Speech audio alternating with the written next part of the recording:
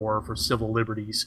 The Supreme Court is really just, I mean, if you're putting your hopes on the Supreme Court the way that Democrats do, then you have lost the battle so drastically that you have no hope of crawling your way back. And that's the issue that I have with the way Democrats are selling this nomination like it's even relevant. Wait. Go ahead. You got about 30 seconds. Yeah, that's the problem. Is the Democrats want the court to legislate, and in some ways that's happening, but it's not good. So. No, it's definitely not. It's a total breakdown of the separation of powers.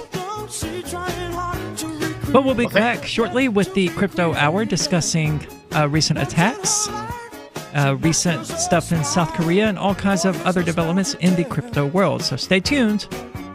We'll be back shortly.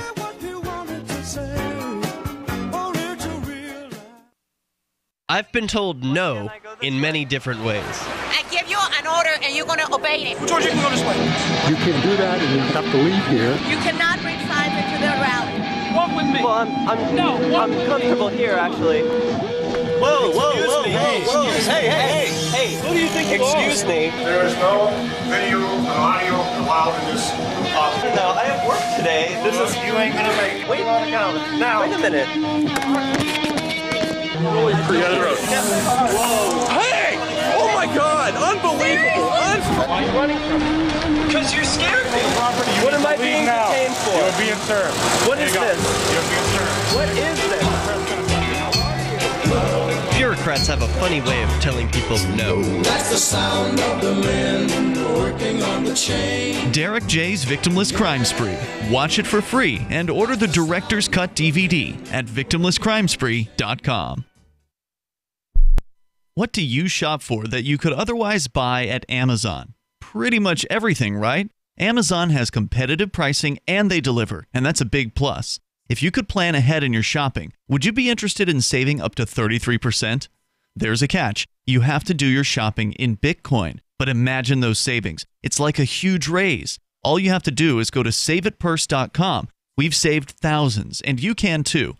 Plan ahead and save. SaveItPurse.com. There are lots of ways to listen to Free Talk Live. Our podcast has been around since podcasts began, and now the FTL feed is loaded with content besides our full show archives. Did you know that we make it easy for you to customize your podcast subscriptions? We have different feeds, one that includes only our full shows, one with just the Daily Digest, and one with just the Edgington Post. You decide what you listen to. It's quick and easy to customize your feeds at feeds.freetalklive.com. That's feeds.freetalklive.com. More of the latest episode of The Call to Freedom is next, after the news, on the Liberty Radio Network at LRN.FM. From Keene in the Shire, the Liberty Media capital of the world, this is Daryl W. Perry, host of FPP Radio News for Wednesday, July 11th, 2018. Silver is trading at $15.92 per ounce. Gold is valued at $1,250 per ounce. Zencash is trading at $21, and the average price of Bitcoin is $6,380.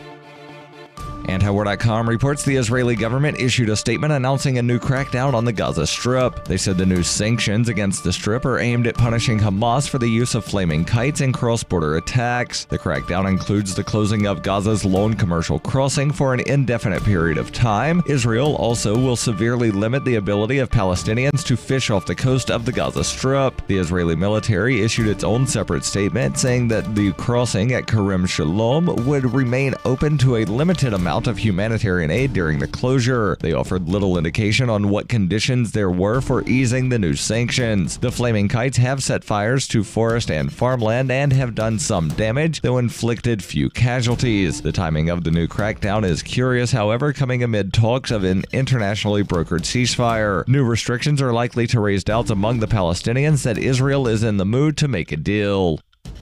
You can support FPP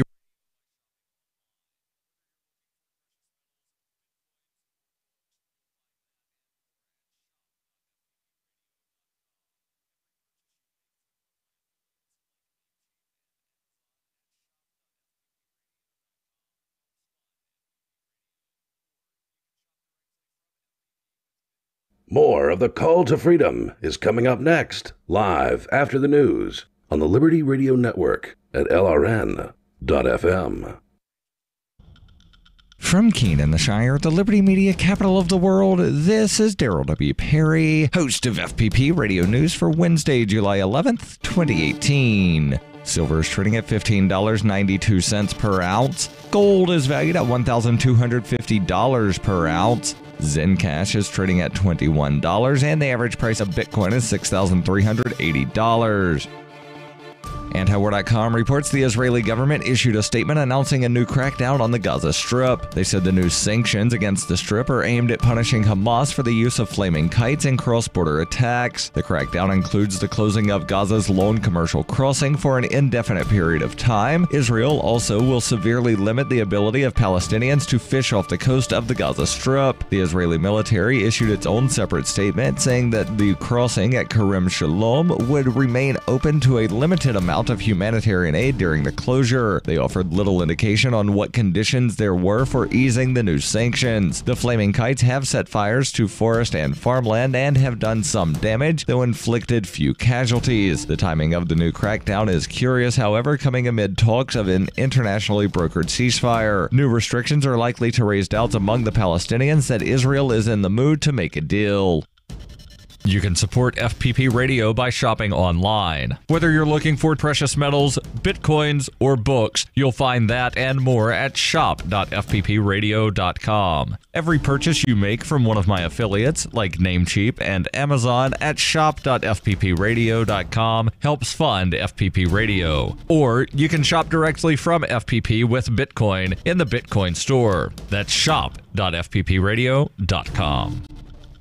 UPI reports President Donald Trump on Tuesday pardoned 2 cattle ranchers convicted of arson in a fight against the federal government that later sparked the occupation of a wildlife refuge in Oregon. Stephen and Dwight Hammond were convicted in 2012 of intentionally setting fires on public lands under a domestic terrorism law after having served several months in jail for the same offense. The decision sparked a protest 4 years later by Ammon Bundy and others who took over the Malheur National Wildlife Refuge in Harney County, Oregon for 40 days in January and February 2016. They argued the Hammonds were victims of federal overreach. On Tuesday, Trump said evidence at the Hammonds trial over their responsibility for the fires was conflicting. He also noted the jury acquitted them on most charges. Trump said at the Hammonds' original sentencing, the judge noted that they were respected in the community and that imposing the mandatory minimum 5-year prison sentence would shock the conscience and be grossly disproportionate to the severity of their conduct. As a result, the judge imposed significantly lesser sentences. The Obama administration, however, filed an overzealous appeal that resulted in the Hammonds being sentenced to 5 years in prison. This was unjust. In 2115 New England, there are no borders, no states, and no regulations, yet never has a more peaceful and prosperous place existed. But Mr. After years of weekly meetings with his psychologist, local man Chris Vaughn told reporters today he was excited to only have 2 sessions left before completely resolving all of his emotional issues and never having the need to return to another therapy session again. When I started therapy, I knew if I could make it through exactly 120 50-minute sessions with Dr. Warner, then all of my issues with depression and crippling anxiety would be gone. Next week we're covering my parents. The week after that, we're wrapping up my trust issues, and then I should be good to go. According to Vaughn, it took 40 sessions alone to fully resolve his feelings of inadequacy and low self-esteem resulting from an unhappy childhood. Vaughn's therapist, Dr. Susan Warner, told Onion reporters that she's pleased with her patient's progress and relieved that his long-time emotional and cognitive issues are nearly solved for good. I told him that getting healthy would take at least 100 hours of therapy, and now he'll never have to see me again. Thank God for that. That guy was a real piece of work. This is the Onion News Network. The Call to Freedom is an opinion show. It's meant for informational purposes only. It is not licensed financial advice. It is very important to do your own analysis before making any investment based on your own personal circumstances. You should take independent financial advice from a professional in connection with or independently research and verify any information that you hear from the Call of Freedom and wish to rely upon, whether for the purpose of making an investment decision or otherwise.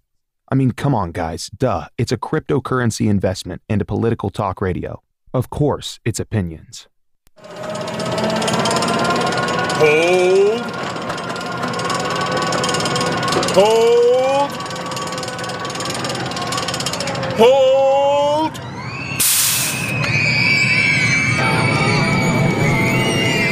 You better hold on for dear life, because it's time for the Crypto Hour, brought to you by Helium.com, on the call to freedom.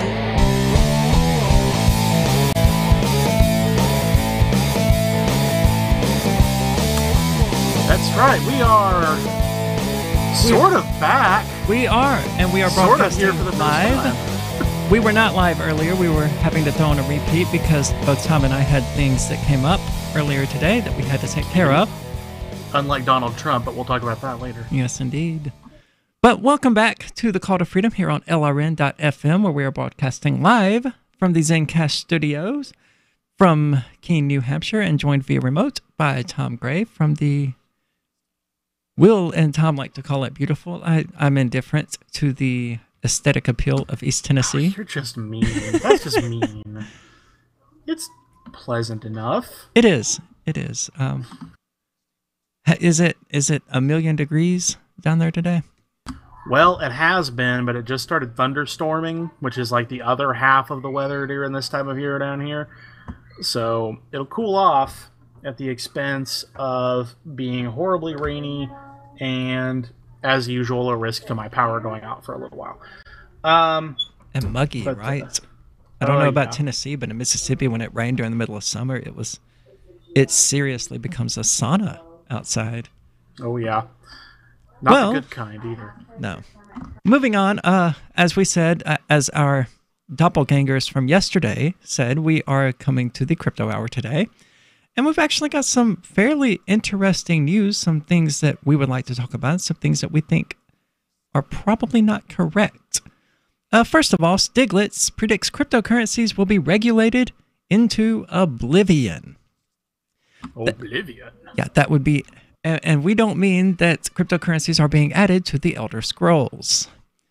But this would be Joseph Stiglitz, the former chief economist of the World Bank and Nobel laureate, has predicted that cryptocurrencies will be regulated into oblivion in the future. Bitcoin.com need to respond to my emails, saying that Bitcoin may be worth just $100 in 10 years.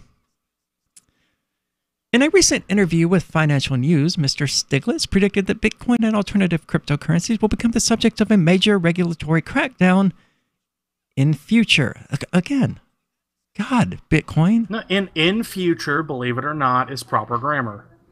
I know it sounds horrible, but it technically is right. I will have to evaluate that claim. I'm the English major here. Ooh, I'm telling you. I don't know about in future. You know? Yeah. I mean, I was arguing with my English teachers back in the 9th grade, man. Future plural. And I was correct. You can't say the future. There's technically more than one future. Well, I mean, I guess there could be, ellipses there that follow future with a noun. Yeah, I mean, if you watch Star Trek, you know there's more than one possible future. That's true. Especially if you're violating the temporal prime directive. Anyway, we're talking about crypto, not... Yeah. You cannot have a means of payment that is based on secrecy when you're trying to create a transparent banking system, the Nobel laureate said. If you open up a hole, like Bitcoin, then all the nefarious activity will go through that hole, and no government can allow that. I don't know where to start. Let's start by, first of all, Bitcoin is not based on secrecy. It is one of the worst secrecy cryptocurrencies out there. Even using HD wallets, and I don't remember what HD stands for, but it basically generates a new recipient address for you every time you receive cryptocurrency, allowing you to mask the actual amount of cryptocurrency that you have installed to that particular wallet. Even with that, your Bitcoin is easily traceable. As far as nefarious activity goes, it remains, to this day, a lot easier to buy crack with cash than Bitcoin. Speaking from experience? No, I never in my life have done crack. I didn't ask if you'd done it, I just asked if you bought it. No, I've never touched crack. Giggity. Well, that kind of crack. But anyway, The Columbia University professor theorized that law enforcement across the globe, it's also easier to buy that kind of crack with cash as well, are yet to adopt prohibitive policies regarding cryptocurrencies due to the underdevelopment of the virtual currency ecosystem, stating once it becomes significant, they will use the hammer. So let me correct his little fallacious notion there. By the time that they become significant and by the time the government goes, okay, it's time to put the hammer on this, cryptocurrency will have evolved so far beyond where it is right now that it will hardly even be recognizable as what we know today as cryptocurrency. And what I mean by that is that take Bitcoin and the initial idea of, just the public ledger built from a blockchain, keeping track of transactions and total wallet amounts encrypted in private keys, right? Accessed via public keys and then private keys to actually do things like send the money and see transaction histories and things like that. Anyway, from that, today we have things like Zencash, which are like Bitcoin times 10. And I don't mean that in a philosophical sense, as much as I mean that they have 10 times the features that Bitcoin has. And even Bitcoin is barely recognizable compared to what it was in 2007 or 2011. I don't remember which. But Zencash, and then you have the Lightning Network, which further evolves cryptocurrency as a whole, where every transaction that takes place on the Lightning Network within the Lightning Network is not written to a blockchain. It's completely invisible, completely masked. And by the time the government comes along and says, okay, we have to regulate Bitcoin, the Lightning Network and Zencash and things of that nature will have become the de facto standard for the usage of cryptocurrency, and the government will be trying to figure out how to regulate something that we're effectively no longer using. And it comes back to the spark of life versus oppression thing that I've been talking about a lot lately, and that I've actually written a new chapter of my book about, which is that the powers that be, whatever you would like to call them, the state, the parasites, they have to attempt to stifle technology, because that is human ingenuity attempting to express itself and circumvent their parasitism, their oppression, their thwarting of the human spirit. So they kind of have no choice, for the same reason that, farmers neuter their bulls. It's just what they have to do in order to keep the population in line. But the human spirit, the human creativity, human ingenuity, the spark of life, as I'm fond of calling it, cannot be contained. No amount of oppression is ever going to stifle the growth of technology and our attempts to invent new technologies that will circumvent the things that the state is trying to do to stifle those new technologies. And we see that all over the place, with the state propping up things like DRM and all of these creative solutions to bypass DRM because people don't like being told what to do. And it's all a matter of technology and human ingenuity. Well, we'll get back and we'll continue on with this article. Sorry, Tom, for just taking over that entire segment. You're the queen. Preach, queen. Preach. But we'll get back with what he has to say, why he's wrong, and the Opera browser introducing cryptocurrency wallets directly to its interface. All of that and more when we get back on the Call to Freedom on LRN.FM.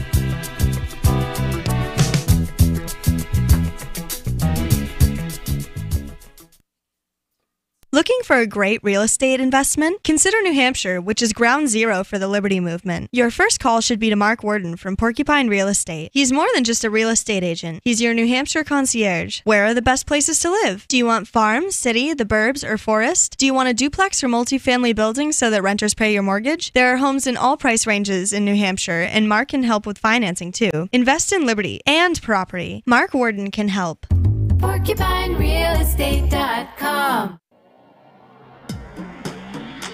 Free Press Publications is an independent, alternative media and publishing company founded in June 2009 with the mission of ensuring a free press for the freedom movement and is committed to spreading the message of peace, freedom, love, and liberty.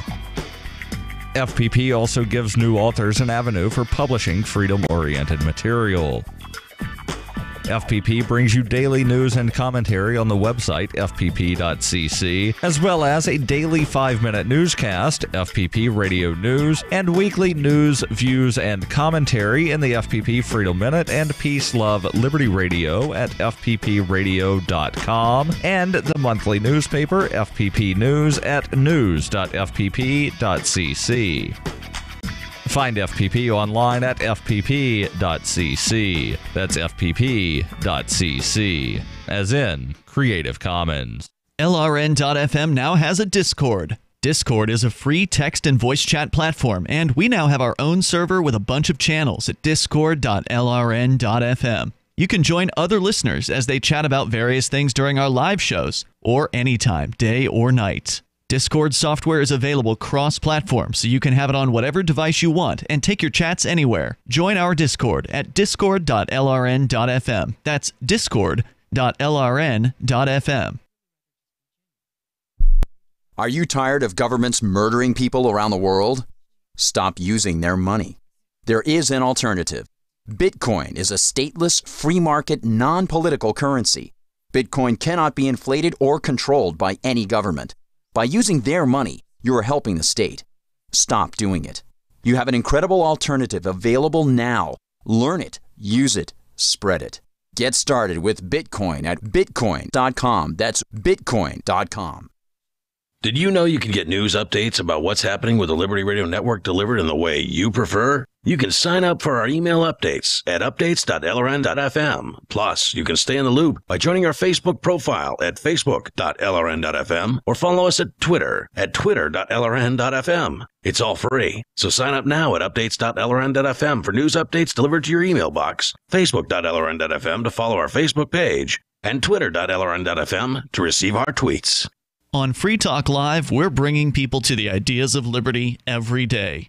From wrestling superstars like Glenn Jacobs. You guys really are having an impact, I believe. Like I said, a lot of where I am now is due to listening to Free Talk Live. You changed my mind on some very important issues years ago. To random people tuning in on the radio. I was kind of stuck in the left-right paradigm. I heard your show by chance on a Saturday night.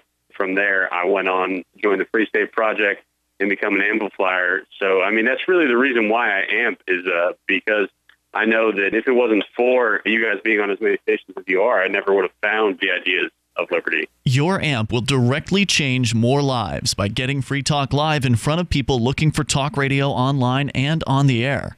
When you amp Free Talk Live, you get perks like access to the AMP-only Facebook group and AMP podcast. Visit amp.freetalklive.com.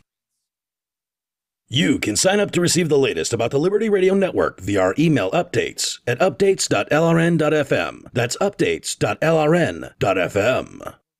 You're listening to The Call to Freedom on LRN.FM. تستمتعون إلى برنامج نداء للحرية مباشرة على LRN.FM.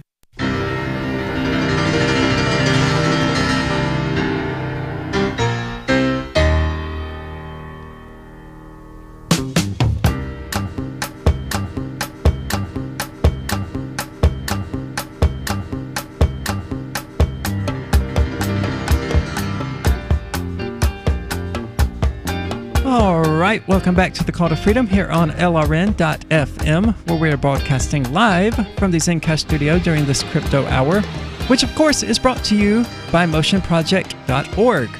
Motion Project is sort of the GoFundMe of cryptocurrencies in that they have built this platform designed to facilitate the creation, the promotion, and the funding of projects utilizing blockchain technology. Our own host, Will Coley, is actually working on just such a project right now, where he is going to collect money, basically forming a nonprofit charity organization, and use that money to establish full nodes and miners and teach people out there who need assistance, who have fallen upon hard times, how to mine, how to run these full nodes, and in time, they will be able to generate enough income from that they can actually give back. So it's a beautiful concept of teaching a man to fish and doing it so well that he catches enough fish that he is able to teach others how to fish in addition to giving others fish. And it's all fueled by motionproject.org, who loves giving away free coins, and we actually have some to give away, so give us a call at 603-357-9265 for your free motion coins. Again, that's 603-357-9265. All you have to do is install the wallet, and we will send you your 10 motion coins. No catch, no tricks, no hooks. Back to the crypto news, as we were alluding to before the break. The Opera browser, for everyone under the age of 27, Opera is a browser that was more popular around the time of Netscape, and a little bit after that, primarily with the browser-based game Tribal Wars. I mean, Opera was mandatory for that, which was actually a pretty popular game back in the day. But it's since fallen about the way that Firefox has, and it sucks and no one uses it. But the latest version for Android, currently available in a private beta, introduces an easy-to-use and built-in cryptocurrency wallet. This means that a significant part, oh, holy crap, of Opera's 322 million user base across all platforms would no longer need to install separate extensions to handle crypto payments on mobile devices. I'm stunned that 322 million people use Opera. I mean, that's the American population. Just about. That doesn't surprise me that much. I mean, I do IT work, and I have never come across a computer that had Opera installed on it on purpose. Well, a lot of people who are like you and me, who are in the tech area, have been using Opera as an alternative to Chrome and Firefox because of the very things that you and I have talked about and griped about with regard to Chrome and Firefox. Firefox, you need to fix your crap, man. It is so unusable these days. Yeah, Firefox, pretty bulky. Chrome, pretty spyware. Internet Explorer /Edge, well, pretty broken. Speaks for itself. The developers of Opera. Sorry, go ahead. Yeah, and I don't know if you're aware of it. Opera also, not too long ago, announced that they've got their own built-in VPN now. And you can decide for yourself how much you trust or do not trust that. Right. The developers of Opera, which last year implemented an anti-mining security feature, explained that Opera with Crypto Wallet for Android's user interface is designed to be simpler than most current crypto wallets. And Opera relies on the Android operating system's secure system lock. That's a good joke. To sign transactions from the crypto wallet, so users don't need to create new PINs and passwords to start using the wallet. Oh, this has disaster written all over it. Tend to agree. They're relying on Android's security features, and no PIN or password is necessary in order to use the wallet. Those PINs and passwords, annoying they may be, they're there to protect your money. I mean, even Google Pay and Apple Pay, or whatever they're called, use PINs and passwords, and so does PayPal. I mean, there's a reason people, use PIN numbers and passwords when handling their money.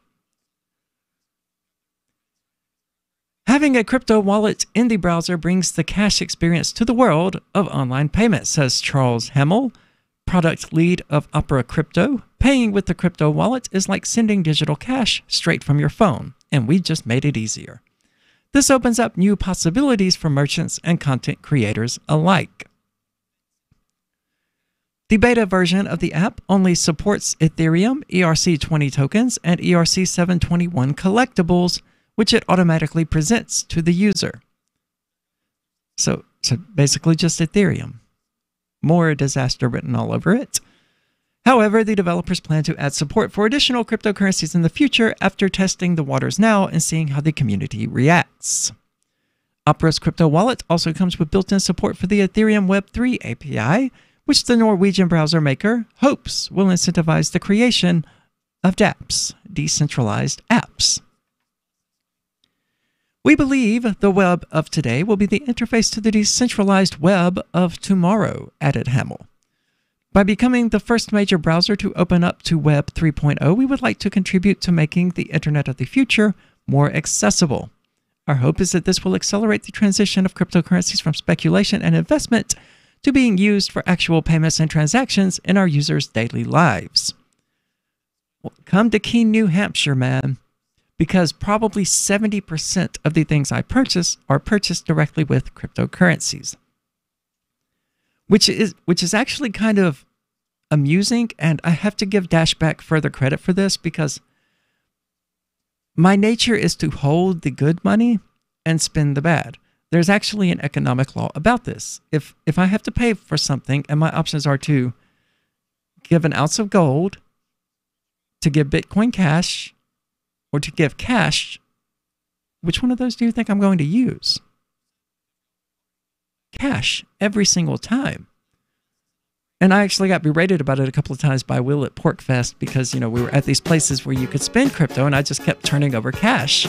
It was like, one of the co-hosts of the world's largest cryptocurrency show just keeps spending cash. And I was like, well, I don't want to get rid of my crypto. Yep. Because my crypto is good and the cash sucks. But Dashback facilitates the usage of cryptocurrency and further helps turn it into an actual currency instead of something that people speculate and invest in.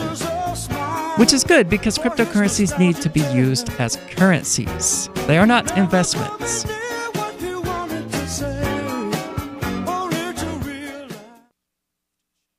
The Free State Project has reached its goal of 20,000 liberty lovers who've pledged to move to New Hampshire and get active to achieve liberty in our lifetime. Perhaps you're trying to figure out what part of New Hampshire should be your destination. If so, consider Keene. You'll find more than 150 reasons to move to Keene at move.freekeene.com. Keene is famous for its historic, publicity-generating activism, as well as being the liberty media capital of the world. It's home to freekeene.com, New Hampshire's destination for liberty activism, news, and opinion. For years, we've been compiling over 150 reasons to move to Keene at move.freekeene.com, where you'll learn about some of what's happening here and what makes Keene a great place to live. If you love liberty, you'll probably enjoy anywhere you end up in the Shire. But do your due diligence first. Please visit move.freekeene.com for the full list of over 150 reasons to move to Keene. That's move.freekeene.com.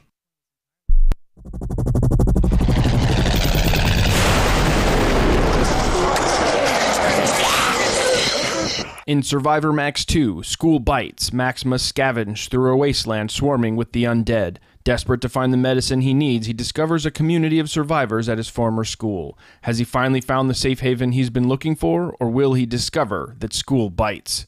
Look for Survivor Max on Facebook, read reviews on Amazon, and read Chapter 1 at survivormax.com. This is Michael Dean from the Freedom Fiends. I've run websites since 1996 and have used over a dozen web hosts in that time. AgristHosting.com is the only one that hasn't broken my heart. Agrist Hosting's uptime and service is stellar, and their DDoS mitigation is the best I've seen. That's important because if you tell the truth in this world, you'll ruffle feathers. And some people will try dirty tricks to silence your voice. No matter what the haters hit us with, Agrist Hosting keeps our websites online. If you have a mission-critical commercial presence or a world-changing activism site, you cannot tolerate any skullduggery.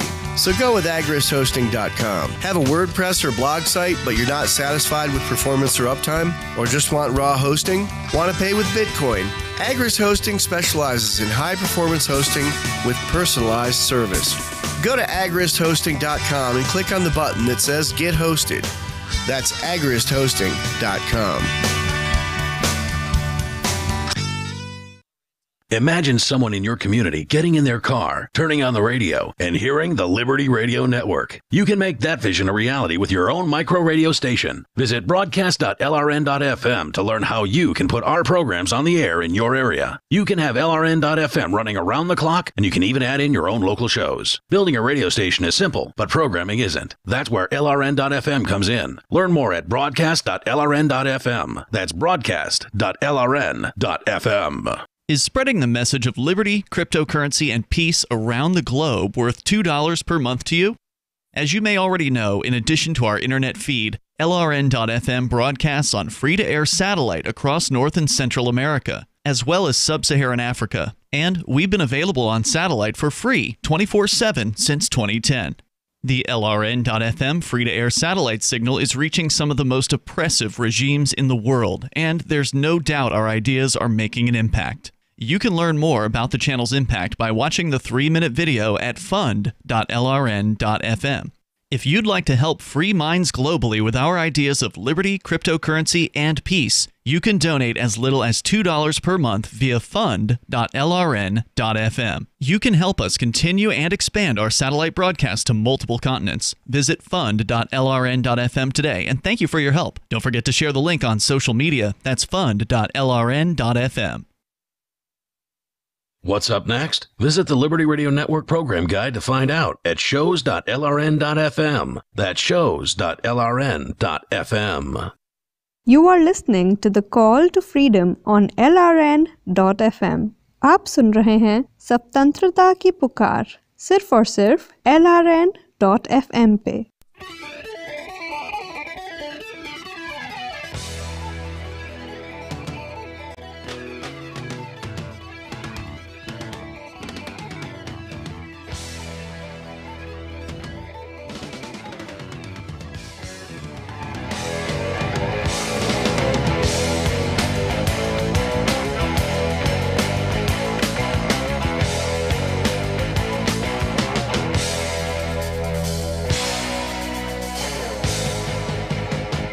That's right. Welcome back to the Call to Freedom here on LRN.FM. I am Arya DeMezzo, temporarily forgetting what the name of our show is, broadcasting live from the Zencash studio here in beautiful Keene, New Hampshire, and we are doing the Crypto Hour brought to you by motionproject.org. Now, we have some free Motion coins to give us away, as we like doing, to give away, sorry. So give us a call at 603-357-9265 for your free Motion coin. We're giving away 10 of them. Motion is currently valued at about 85 to 90 cents. I have not checked today. So it's basically $8 or $9 of free crypto. All you have to do is give us a call and claim it. The reason we're doing this is because a number of years ago, Roger Ver was at PortFest, and he was giving away 10 Bitcoin to anyone who would install a Bitcoin wallet. So do the math, you know. We're not saying that Motion Coin is ever going to be worth $6,300, but it could be. So get your free 10 today, or just get it and trade it at CryptoBridge for Ethereum or Litecoin or Bitcoin, whatever cryptocurrencies you prefer, although we'd rather you keep it in Motion. Anyway, moving on with other crypto news. Experts fear that China is losing their 90% control over the Bitcoin market, apparently forgetting the government bans on cryptocurrency in China. Also apparently forgetting that's not scary. It sounds kind of nice. Yeah, it's kind of weird. I assume it means Chinese experts.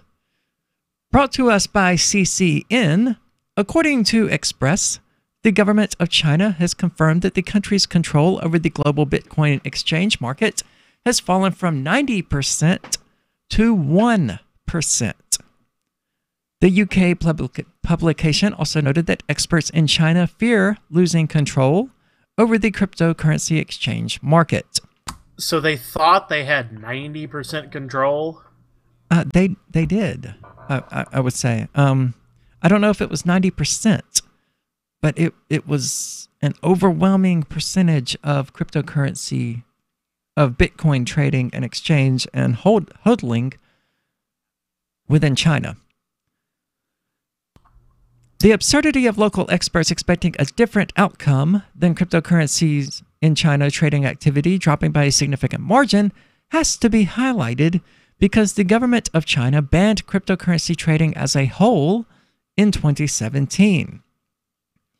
In 2018, early 2018, the Chinese government tightened its ban on cryptocurrency trading by requesting local banks to prevent dealing with crypto exchanges and trading platforms. Given that it is illegal to trade cryptocurrencies in China and crypto exchanges are not permitted to operate within the nation, it is illogical to expect the trading activity of the Chinese crypto exchange market to not record a major drop. The majority of investors in China that still continue to trade cryptocurrencies like Bitcoin and Ether, subsequent to the ban imposed by the People's Bank of China, moved to the cryptocurrency market of Hong Kong. The sudden move of millions of investors into what was once a minor crypto exchange market fueled crypto trading platforms in Hong Kong, leading major platforms to demonstrate a premium on the price of major digital assets. What is it? This is word salad they're talking about. Another false claim that the so-called local experts have made over the past week is that China had control of over 90% of the Bitcoin exchange market. Many reports in 2017 have revealed that the daily trading volumes of Chinese exchanges in early 2017 were inflated by bot trading due to no-fee trading policies that were in place. But if they were Chinese bots, then it was still controlled by Chinese exchanges. After local exchanges were requested to implement a no-fee policy, the trading volume of Bitcoin exchanges in China dropped by 80%, implying that China, even at its peak, really only had about 10 to 20% of the Bitcoin exchange market, which is surprising to me because being involved in crypto circles, it was just understood to be a given that the Chinese controlled Bitcoin almost entirely.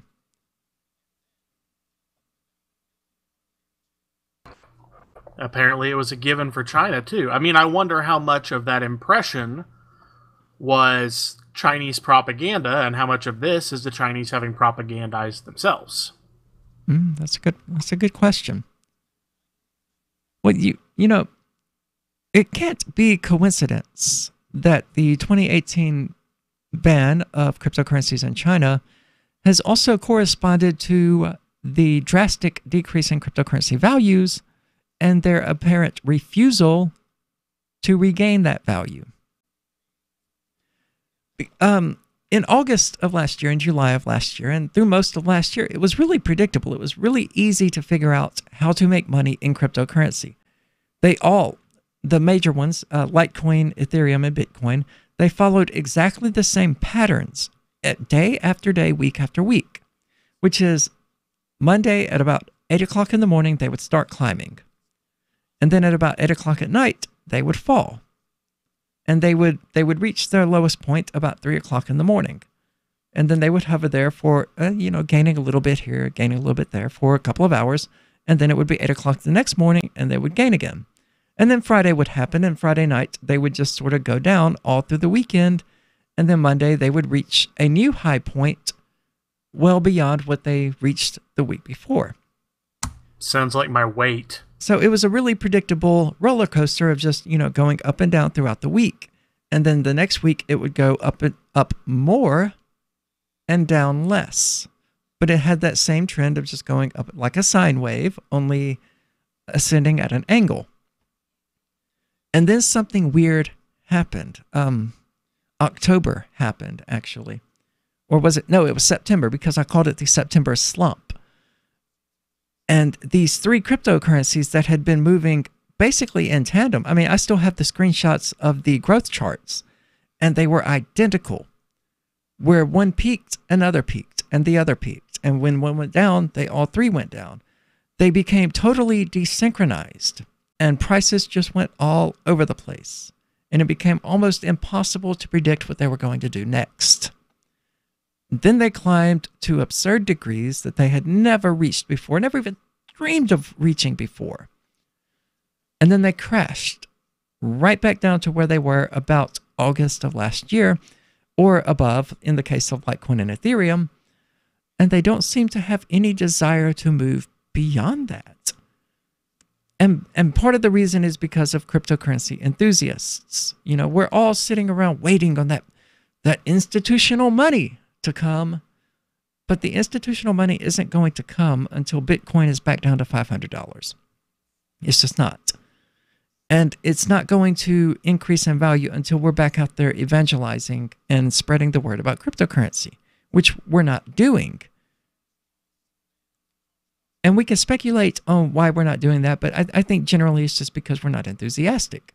And even when Bitcoin goes back up to $9,000, we're not going to see the influx of the "it's over 9,000" memes like we saw in November. It's going to be more like a passé, more like a, oh, we've been there, done that. And we're going to have the overwhelming sense that, you know, sure, they're going back up, but we're still down from our peak. And that won't bring the enthusiasm that you would expect. So people won't be out there evangelizing and causing these climbs in the first place. Instead, we're going to keep quiet, and they're going to keep languishing, and they're going to keep falling while we wait on this institutional money that is probably never coming. And that I'm not even sure we want. Do we want tens of billions of dollars of institutional money flowing into cryptocurrency? I love My Magic Mud. I drink a lot of coffee. I had stains on my teeth. Then I found My Magic Mud, and I was told it would remove stains. So I paid attention when I brushed the first time. My Magic Mud is black tooth powder, and the difference it made in my teeth in one application was noticeable. With 4, my teeth were as white as you normal folks out there. Please go to mymagicmud.com and buy a jar. There's 150 applications for $25. You can use Bitcoin, mymagicmud.com. Hi, I'm Clint Webb, and I'm running for Senate. I have a short cropped haircut, a pretty enough yet accessible looking wife, and a newborn baby that I've dressed in a suit to prove to you that I mean business. For the last 15 years, I've lived my life in such a bland, uncontroversial, and repressed manner that it's almost unnatural. Why? Because I've been preparing to be a representative since I was a child. Most well-adjusted, sane men would be hesitant to take a job where their decisions would so drastically affect the lives of so many. But not me. I possess a sort of sociopathic narcissism that makes me think that I should be in charge of everyone. But all of that needs to start here at home, in this beautiful state that I've grown to love since I moved here 18 months ago. Together, we can piggyback some of our state's legitimate needs onto my unquenchable lust for self-glorification. And that's a promise. The 3 most important things you can do for LRN.FM are: 1. Let your friends know you're listening to LRN.FM on your social networking profile. 2. Buy the things you buy online through shop.LRN.FM. 3. Give $5 a month to the AMP program at amp.lrn.fm. It's my firm belief that the AMP program is the best use of your charitable dollar among liberty-oriented groups. Support all your favorite organizations, but make sure you give $5 a month to the AMP program at amp.lrn.fm.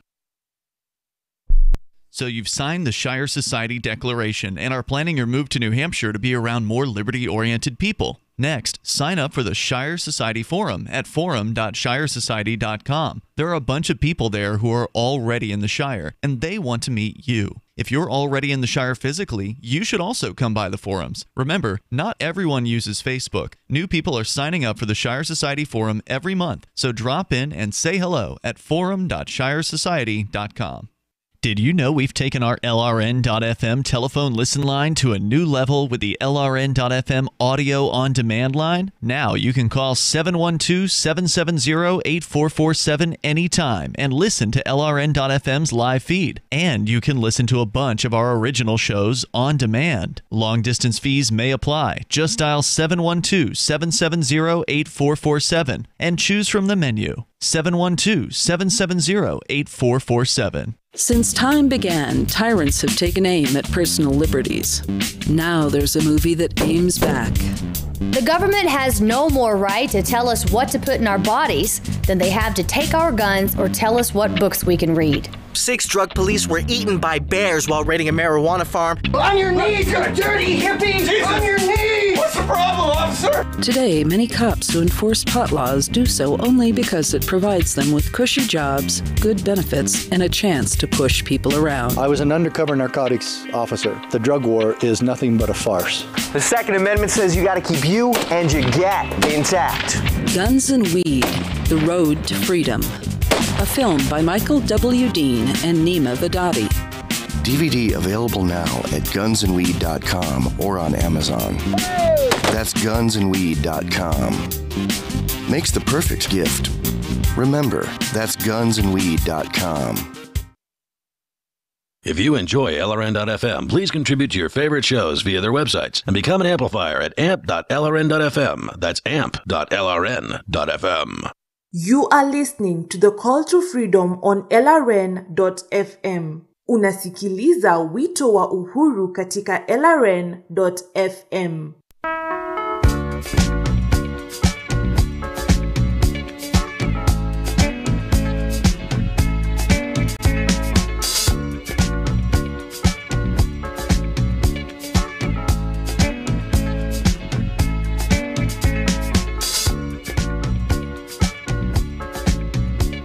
All right, welcome back to the Call to Freedom here on LRN.FM. I am Ari DeMezzo, joined via remote by our legal mind, Tom Gray. And during the last segment of this crypto hour, I thought we would continue on with our discussion about China and cryptocurrencies. And I asked the question during the break. I don't think Tom heard me, but I did. Okay, I'm curious how China is not criticized as isolationist is the word I used during the break, but that's not quite right. Protectionist is right. They're mega. Yeah, they're mega protectionist. Like you said, isolationist, and I'm like, well, because they interfere constantly in the goings on in their region. But protectionist, they are hella protectionist. I mean, that's one of the markers of socialism. They are. This article continues. Isn't the Chinese government optimistic about crypto? The Chinese government has openly funded blockchain projects in China, which were born and created in China. What? Not one of those two words was not necessary. Its policy regarding cryptocurrencies and blockchain projects is nearly identical to its policy pertaining to Western social media platforms, search engines, and content sharing sites, as well as pretty much everything else on the earth. China banned Google, Facebook, and YouTube to allow Baidu, WeChat, and Youku to dominate the local market. Similar to that policy, China has expressed its support towards platforms like VeChain, Qtum, and up-and-coming blockchain projects that were created in China and are based within the country. So, Tom, I find this very similar to what Venezuela is doing, where they have their own cryptocurrency, only it seems that China is more content to allow Chinese companies to create these cryptocurrencies and to rubber stamp one or more of them as the official cryptocurrency of China. Exactly. So it seems that they're more like, it seems they're more like fascists than socialists. I mean, the hallmark of fascism is that it does provide room for corporations to spring up and to invent and to get some government bukkake going on. Lord, there it is again. Yeah, well, it has to be. And socialism doesn't have the corporations. It has everything in the government. And even though the corporations within fascism are technically part of the government because they're so close to it, similar to like what we saw during World War I and Why am I having a hard time saying that? And WW2. There we go. Where corporations of the time, they formed these groups that worked closely with the government to partition resources and to decide what was going to be spent where and to sell them to the government and to dictate what prices were going to be and all of that. I mean, that's the hallmark of fascism. Socialism, on the other hand, would control those things directly and not have any of the profit motivation. It would not have any of the profits that we know of fascism and state capitalism, I guess you would call it, which is really just fascism again, but with a fewer restrictions. So, what do you think about the rambling, incoherent nonsense that I just said? Well, what this article is ultimately about, and like what you've been talking about, is that for all of the talk of communism/socialism in China, China's ultimately totalitarian. And the fear that they have with cryptocurrency may not be the advent of crypto itself. It may be the lack of control. Maybe they were under the impression, an impression we know to be false because we study crypto, talk about crypto, do crypto thingies all the time on this show, that they could control it more than they actually can. And maybe now that if they think they can't, that will move them more toward a regulatory attitude toward crypto that was heretofore underseen. I also notice... I've noticed how similar they sound to the Shah of Iran, saying that cryptocurrencies are haram.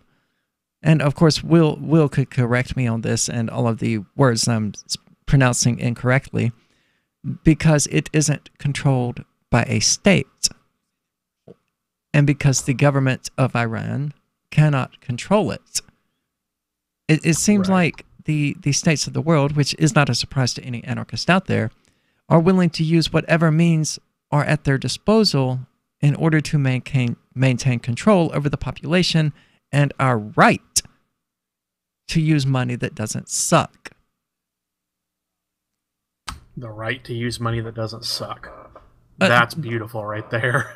I don't know if I should put it that way. The right... Yes, you should. That was great. The right... Yeah, but I mean, it's dependent upon there being money that doesn't suck. If we can't force people to invent money that doesn't suck. So we don't have the right to it because it's the product of other people's labors. But I mean, generally speaking, yeah, the free market would, in 99.99999% of all cases, it would present money to the populations of the world or to a given territorial area that doesn't suck. But there is that chance that it wouldn't, you know, like the old company stores back in the day. All of those currencies sucked, but they weren't really free market because there was a lot going on then. And my fear is that we are moving back toward the era of company stores and perpetual debt. Not to the state, but to corporations. Corporations that are then intertwined in the state manipulate. That's true. Like manipulate fascism. How they can, like China. Manipulate how they can get at the debt, for that matter. I mean, that's a whole can of worms that we can talk about some other time on this show about the ways in which corporations have used the court systems to make it a lot easier to prove debt that they don't actually have evidence of. Prove being in quotation marks. But it it is the corporate structure that is fighting cryptocurrency. That's one of the reasons. Some of the corporate structures, the smarter ones, especially the smaller ones, are trying to figure out how to accept it and how to use it. Yeah. But the major corporations that are more reliant on the cash, well, the businesses here, and I don't think any of them qualify as corporations because I don't think we'll have any luck for a very long time of getting Walmart and McDonald's to accept cryptocurrency. But the small businesses of the area here, they freaking love cryptocurrencies. It's easy, it's hassle-free, and if you use Dash, they get some of that back. Both the person who spends the Dash and the person accepting the Dash's payment for a good or service receive $5 back in Dash. It's seriously broken. In a good way. Yeah, without a doubt. And as we were talking about before, it encourages the usage of cryptocurrency. Because I'm still inclined to just go in there and buy a pack of cigarettes with cash. I mean, I've got cash to get rid of. I've got crypto to get rid of. I would rather keep the crypto. But because of Dash Back, that pack of cigarettes is only going to cost me $2 at the end of the day. So, It's, do I want to spend $7 in cash or $2 in crypto? So it's a clever way of circumventing that problem of people spending bad money and keeping good money. I think the law is that bad money, tends to circulate and good money tends to be held. And I think that's something that everyone can understand, whether they hold cryptocurrency or not. I mean, just imagine that you have a number of gold coins and you have some cash. Which of those are you going to use when you go to Walmart? Assuming Walmart accepts gold bullion, which they won't because it's technically illegal to have, because the government hates competition and they hate you having money that doesn't suck. Because when you have something to compare the USD to, you really start to see its downfalls. Like if you just have one athlete out there, you have no idea if he's fast or slow or fat or strong because you have no baseline for comparison. But the minute you do have someone like Bo Jackson to compare this athlete to, you have some perspective on whether he sucks or not. And that's sort of what's happening with cryptocurrencies and fiat currencies of the world. Now we suddenly have something we can compare these fiats to, and it's just brazenly obvious how awful they are. The warning signs. First, he made me feel special. He promised he'd look after me, provide for my future. He broke every promise he made. Millions of Americans afflicted. I was ready to leave, but he told me he'd change. So I gave him another chance. I was such a fool. The consequences. Things only got worse. He started making my decisions for me. About my job, my kids' education, my money, my safety, my future. He took away my choices, but I kept going back to the same politicians. The diagnosis? Battered voter syndrome. I fell for the same old lies. They were just playing with my emotions, telling me what I wanted to hear. That's not right. If you're tired of the two-party system but want to support a principled Libertarian Party, check out the Libertarian Party of New Hampshire at lpnh.org. That's lpnh.org.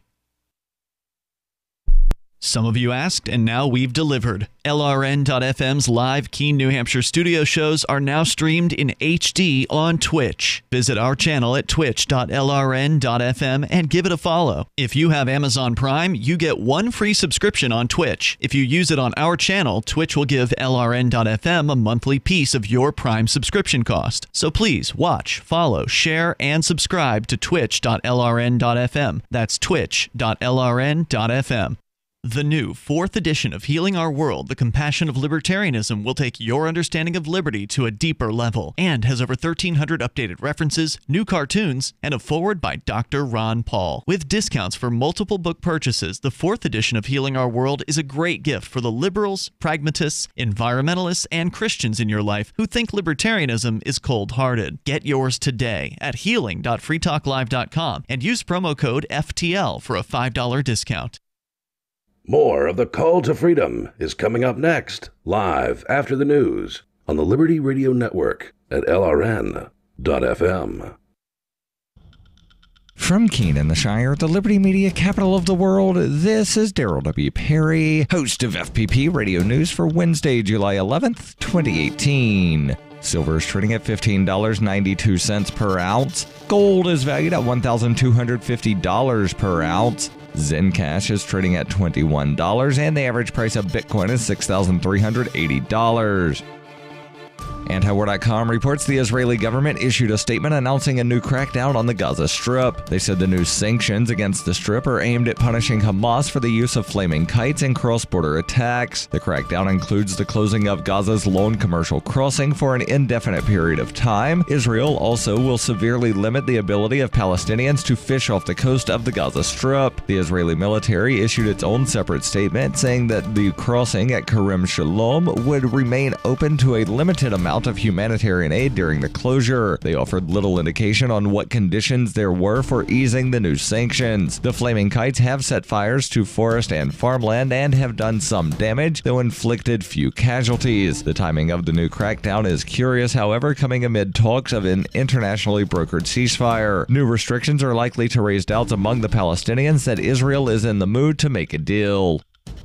You can support FPP Radio by shopping online. Whether you're looking for precious metals, bitcoins, or books, you'll find that and more at shop.fppradio.com. Every purchase you make from one of my affiliates, like Namecheap and Amazon, at shop.fppradio.com helps fund FPP Radio. Or you can shop directly from FPP with Bitcoin in the Bitcoin store. That's shop.fppradio.com.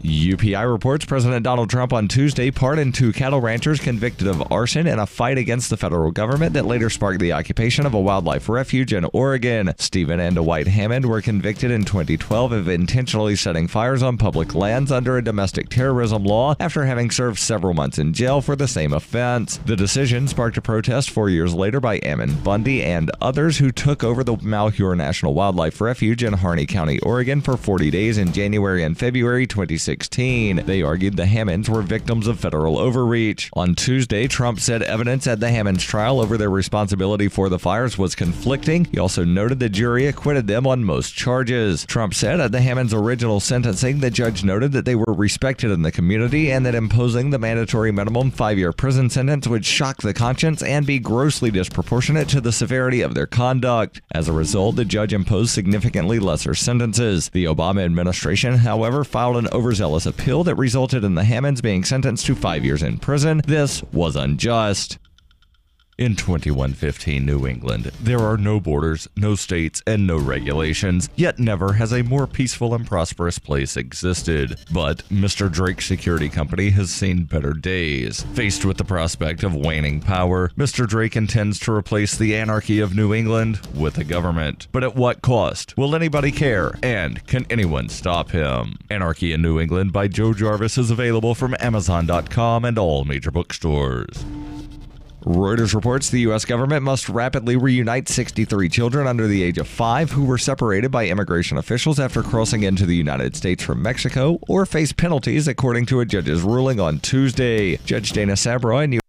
NASA's recent discovery of water on Mercury has led to speculation among scientists that the planet could potentially sustain an intergalactic space prison housing the universe's worst criminals. Scientists believe that organic compounds found on the planet's surface could be useful for creating an off-world space Australia, where strength is the only law. However, they caution it is too early to say whether or not fights among the space jail's prisoners would be broadcast here on Earth for the entertainment of wealthy gamblers. But NASA's lead researchers do say that Mercury's ability to support human life raises important questions about who the prison guards would be. Perhaps the guards themselves would be space mercenaries, or maybe we'd just use robots. The robots would have guns for hands. Well, obviously. Critics inside NASA caution against funneling too many resources into the Mercury project when it would be so much cooler to build a prison on the moon ruled by clones of the prisoners themselves. Researchers encourage the public to read their findings, which have been released in the form of a graphic novel titled The Mercury Cipher. This is the Onion News Network. You are listening to The Call to Freedom live on LRN.FM. تستمعون إلى نداء للحرية مباشرة على LRN.FM.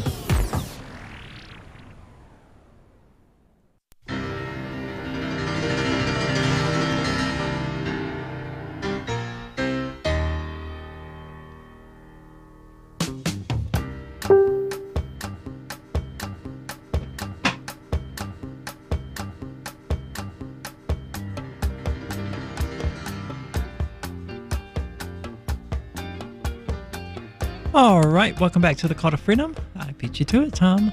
Here on LRN.FM, where we are broadcasting live from the Zencash studio here in beautiful Keene, New Hampshire. I am Ari DeMesso, joined via remote by Tom Gray. And moving on from the Crypto Hour, we have some really fun news for you, which is that... Wow, that's quite a liberal definition of fun we're using, but okay. Donald Trump is not happy, and neither is his wife. Oh. And the reason is because his little Trump, if you will, is not feeling good, is a little under the weather, and a little bit flaccid. Now, why is that a problem for his wife? Because I don't imagine that that's her favorite activity. Ouch. At least not with him. Well, I don't know. And, we have no evidence whatsoever that Trump actually takes Viagra. And you would think being married to a supermodel, he probably doesn't. But Pfizer has upped its prices recently, including its prices on that little blue pill that helps old people like Trump have priapism problems. Well, you don't want to have that, but you want to have, effectiveness. Yeah. So, Trump gave them a call and said, hey, my willy is soft. I need you to fix it. Oh, dear. You're having too much fun with this. Coming from USA Today, Pfizer postponed. How does that get a giggity? Coming. Okay. Pfizer postponed drug price hikes after President Donald Trump ripped the company and threatened retaliation. I can just imagine how that phone call went. Hello, I need to speak with the CEO of Pfizer. My Richard is flaccid, and I'm not happy. Oh, yes. Pfizer CEO, yes, I cannot believe that you're making the Viagra cost this much money. I really need you to slow down on this. I suppose it's hard for the government to bone people when they cannot get erections. I don't know if any of that is acceptable to be said on the radio, but the pharmaceutical company... We'll find out when the FCC comes calling. They confirmed Tuesday that it will defer the company's price increases for now. The company's response came after CEO Ian Reid had an extended and hard conversation with Trump on Tuesday. Now, this womp. Most of this is not in the article, but after the call, Trump held the concession. I'm sure he did. Pfizer is rolling back price hikes, so American patients don't pay more. You misspelled I, Trump. He wrote on Twitter, I applaud Pfizer for this decision and hope other companies do the same. Great news for my wife. Actually, he said for the American people. To be sure, the price increases were not canceled altogether. Pfizer said it would reimpose the increases no later than January the 1st. They could return earlier if Trump's blueprint on drug prices takes effect before then.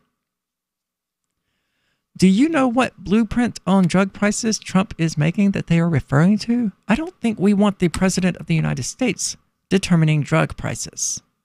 We really don't. I think that should be between pharmaceutical companies and pharmaceutical purchasers. Mm-hmm. Yeah, I don't know specifically what they're talking about, but doesn't sound good, to be honest. No, it doesn't. That's just another mark of fascism, really, and the state-controlled economy, which is the government saying, hey, this drug should cost this much, this one should cost this much, when these values, these prices should be determined by supply and demand. Like the EpiPens that were, what, $300? What was that going on that that bad boy Martin Shkreli did? Yeah, that was one of the many things that Martin Shkreli did. Yeah, and the ultimate fault of it is laid squarely on the government, interfering with the price control mechanisms that are supply and demand. There was an enormous demand for EpiPens, so much so that people started making them themselves. And that's black market principles in action. You know, if something cannot be purchased or it cannot be purchased for the price that people think it is worth, they will turn to the black market. Similar to World War II, people buying meat in full disregard of whether or not they had the ration stamps to cover it or not, because they had the money and the butcher had the meat. And similar to Prohibition in the 1920s, when people wanted alcohol but couldn't buy it because of the government, so they turned to the black market. But Pfizer had raised the list prices on some 40 drugs. The company had also lowered some prices, and those decreases will stay in effect. Pfizer shares the president's concern for patients and commitment to providing affordable access to the medicines they need, Reed said in a statement. I think we can pretty much say that's definitively false. Can we not?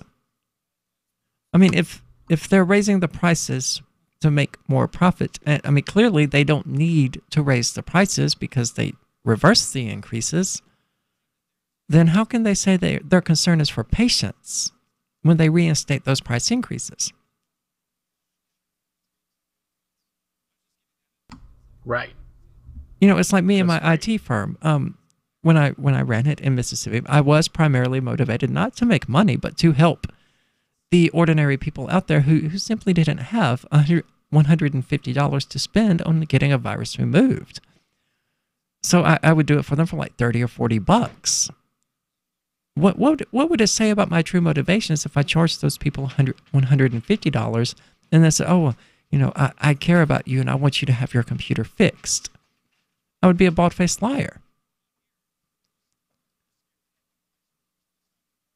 In a tweet Monday, Trump said, Pfizer and others should be ashamed that they have raised, giggity, drug prices for no reason. They are merely taking advantage of the poor and others unable to defend themselves, while at the same time giving bargain basement prices to other countries in Europe and elsewhere. We will respond. I don't have a lot of comments about this because my knowledge about the medical industry worldwide is pretty bare. But the reason that drugs are cheaper in the European Union is because of enormous subsidies for ordinary people. The government is basically paying the additional costs, and because of intellectual property concerns in the United States that prevent companies from being able to just take the recipe for Viagra and making Viagra or what have you. Right? I mean, why is that, Tom? Why is it cheaper to buy drugs in Europe than the United States? Well, subsidies from the government and limitations on intellectual property. Basically, we have more generous laws in the United States as far as what pharmaceutical companies are allowed to do to make profits from their drugs. So our pharmaceutical companies charge more. The other problem that we have in the United States... Well, that's kind of a double-edged sword, though. Right. And I've argued with a lot of European socialists about this, who are under the impression that, you know, the United States health system is a joke and that Europe's is unequivocally better, when the reality is that, you know, ours may be more expensive, but the quality is better, and we have drugs and treatments that won't be available for another 10 or 15 years, if ever, in the European Union. And that if we were not sharing our research and our drugs with the European Union and with the United Kingdom, they would be steadily falling behind us. And indeed, they are already behind us. It's why so many, you know, babies are dying of diseases in the United Kingdom, because the UK health system is getting in the way of them coming to the United States to be treated. Yeah, that is something we've talked about on the show that irritates me in a very special way. I mean, it's kind of like, do you want to pay $1 million for a cancer cure today, or do you want a free one in 70 years? And I don't know about most people, but you know, it's skewed drastically against the United States and makes us look worse than we really are, because when we develop that cure, we're not going to sit on it and not share it with the rest of the class. We will make it available and we will sell it to Europe, who will then have this cure, have this treatment, have this drug that they didn't have to actually have to spend the billions of dollars researching, that we paid for with these evil pharmaceutical company profits.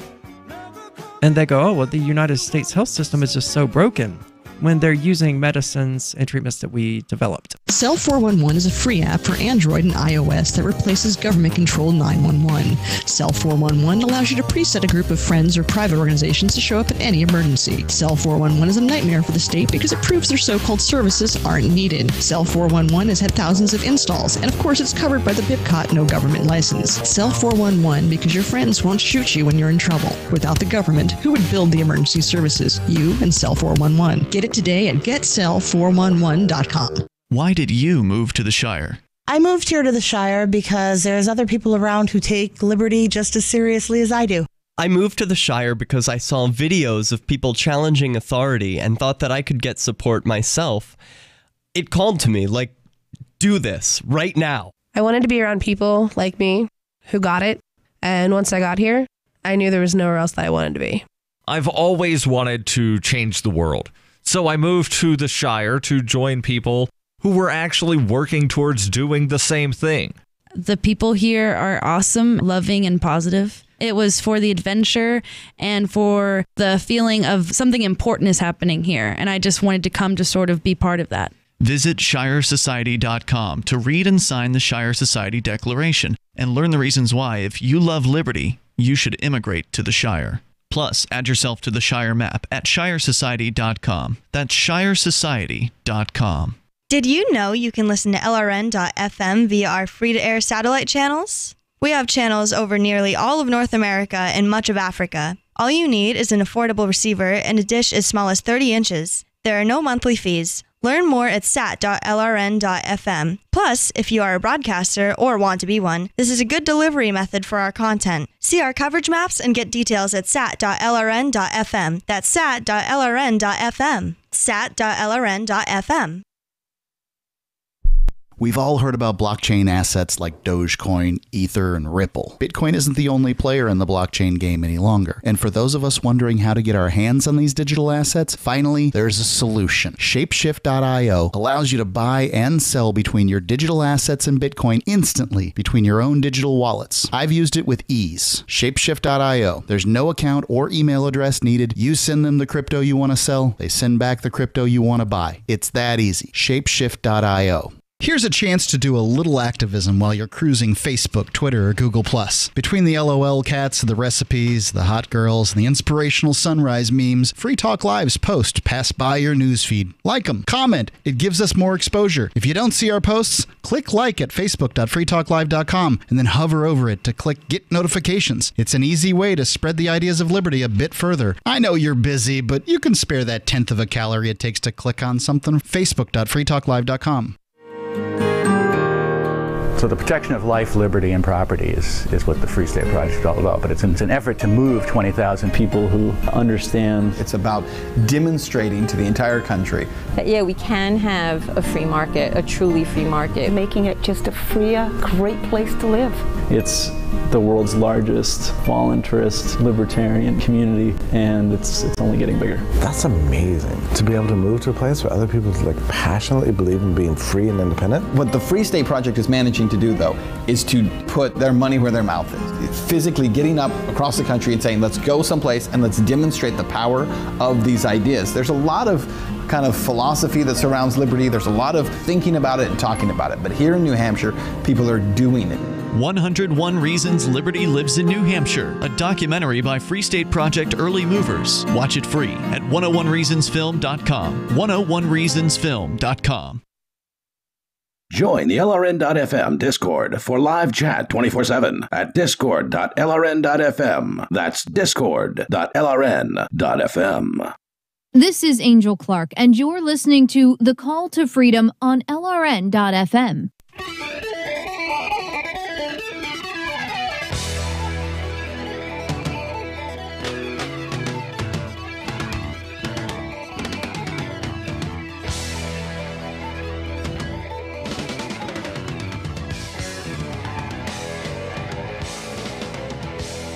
All right, welcome back to the Call to Freedom here on LRN.FM, where we are joined today by Tom Gray, broadcasting from East Tennessee via remote. And moving on in the news, we have an interesting article about Trump and NATO and blowing up again just before his meeting with Vladimir Putin. Tom, would you like to take it? From the Daily Beast, Anger and disgust as Trump blows up NATO summit. With the U.S. president set to meet Vladimir Putin next, current and former alliance officials wonder how the transatlantic military pact can be salvaged. The explosion was almost instantaneous. Over breakfast, no less, at the beginning of this year's NATO summit in Brussels. With cameras switched on and no question they were recording, Trump told his... okay, speaking of terrible sentences, what they're saying is Trump didn't say this in response to anything. He said it out of the clear blue sky. So, with cameras switched on and no question they were recording... no, that's not what they're saying. No question they were recording. He knew they were recording. That's what they're meaning. Anyway, with cameras switched on and no question they were recording, Donald Trump told his Atlantic alliance counterparts that Germany is, quote, totally controlled by Russia. Berlin buys from Moscow more and more of the natural gas it uses. So, I would imagine that he said this in response to the constant allegations that he is a pawn of Vladimir Putin. He may have said it in response to that. The response coming, out of his own head. Know what I mean? Yeah. Giggity. So, with cameras switched on, Berlin buys from Moscow more and more of the natural gas it uses. So, in one of his trademark versions of common sense, which commonly ignores basic history and fundamental facts, he asked why the U.S. should spend a lot of money to defend Germany from Russia if Germany was dependent on Russia for energy. Hold on. That's not an entirely incorrect point. It was the reason that energy independence was such a big deal in the United States from 2001 to 2008 under the Bush administration and through part of the Obama administration. And, we still don't have an energy independence, but we no longer talk about it. But yeah, it is an issue. It's like biting the hand that feeds. If they are truly reliant upon Russia for natural gas and they truly need that natural gas, then it's just one of the pitfalls of energy dependence. So I guess the question would be, is Trump correct or incorrect? Well, according to the article, incorrect. Trump incorrectly inflated Germany's reliance on Russian energy to convey, yet again, a picture of NATO as a protection racket and the U.S. demanding its envelope of cash be heavier. So the article is saying this is not an accurate depiction at all. What was surprising here to many Europeans was not the issue of Germany's energy supplies or defense budget, which ought to be discussed, but the way it was raised quite consciously to be as rude and offensive as possible to America's richest and most powerful ally on the continent. Well, according to the New York Times, half of the natural gas that Germany uses does in fact come from Russia. So half. That is a pretty severe dependency.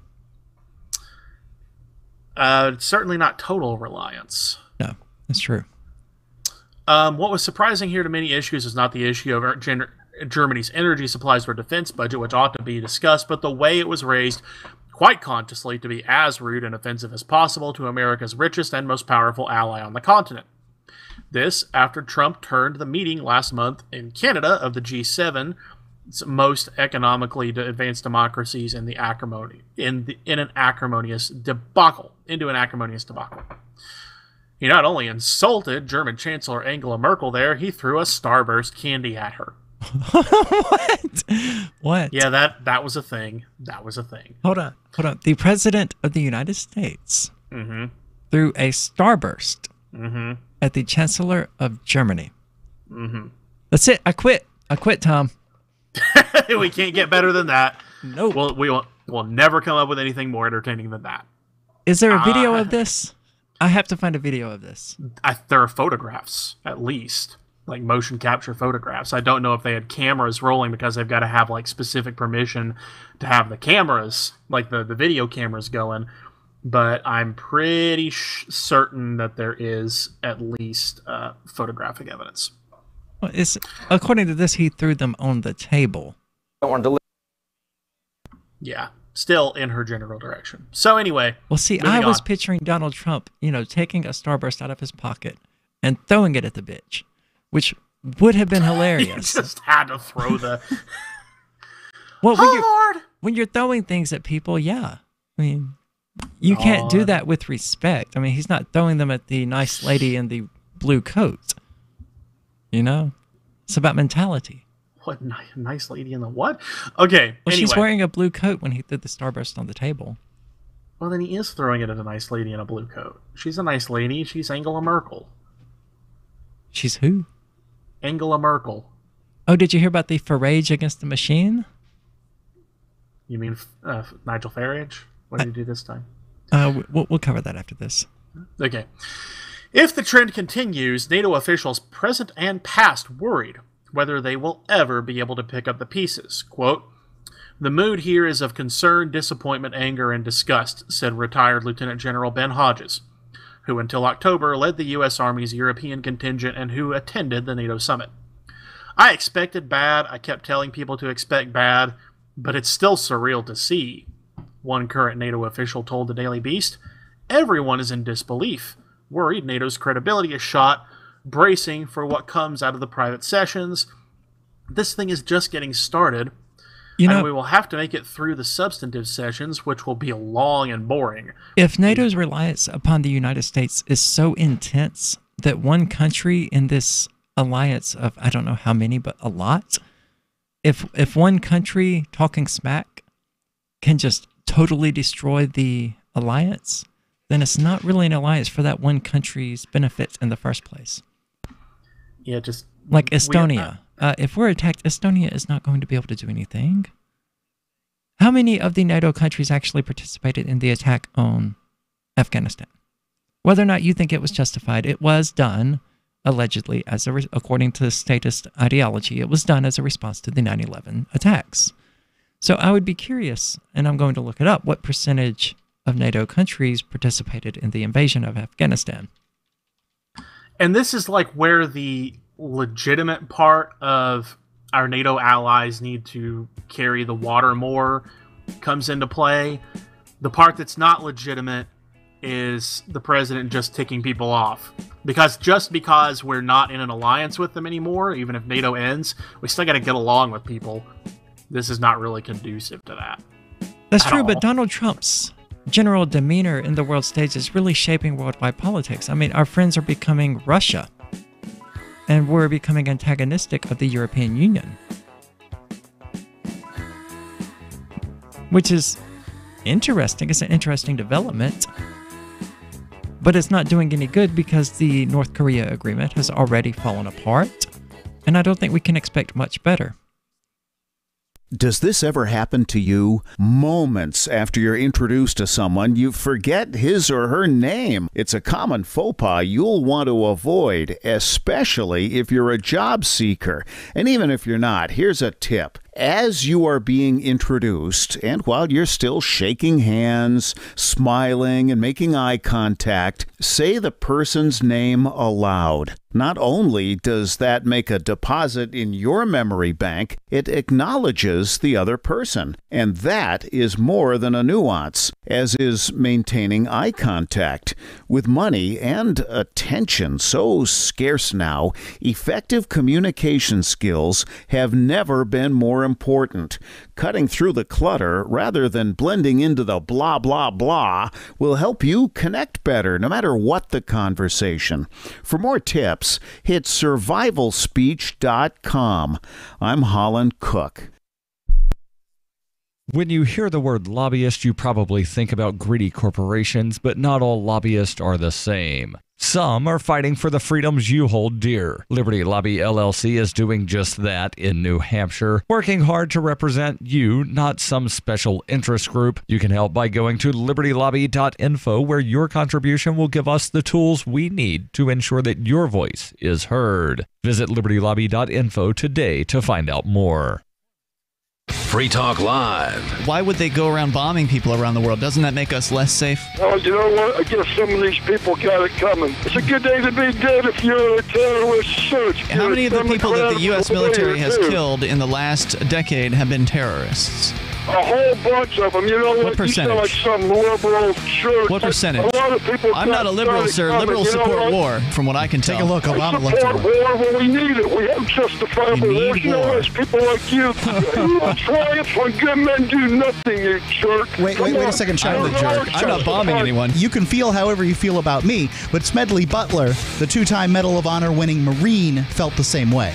Well, you know what? Because they're headed the right way. You know what? We should have went after China. We should have chased those tricoms across that river, and we should have bombed them. We should have nuked them. We should have... You are horrible. Free Talk Live, 7 nights a week from 7 to 10 Eastern, live on the Liberty Radio Network at LRN.FM.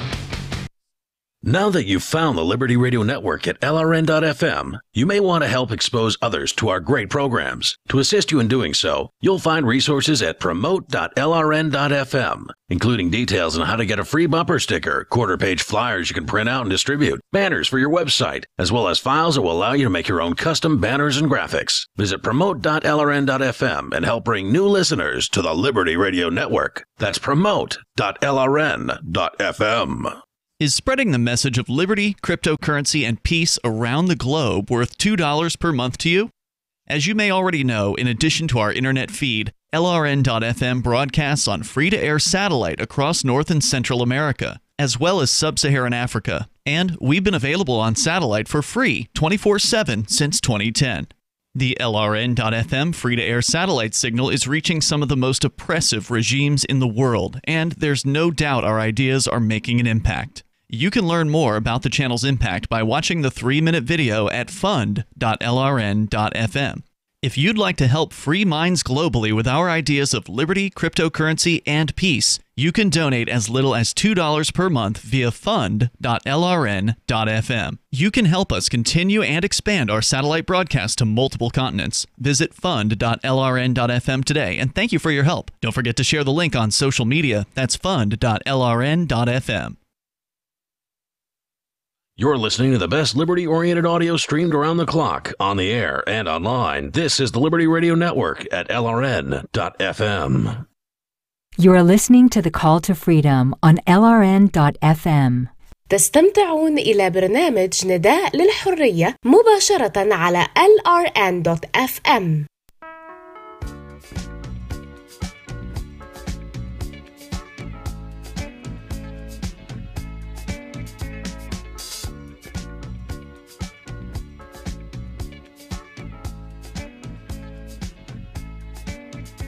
When you're in love with a beautiful woman, it's hard. All right, welcome back to the Call to Freedom here on LRN.FM. I am Artem Esso, joined via remote by Mr. Tom Gray, our legal mind. And speaking of legality, we have a story brought to us by the Libertarian Party Audacious Caucus, which is that technology supersedes law, writes the Audacious Caucus. This was the result from the recent Department of Injustice decision, where the state decided to screw with Cody Wilson because he wanted to distribute 3D printed gun files on his website, defcad.com.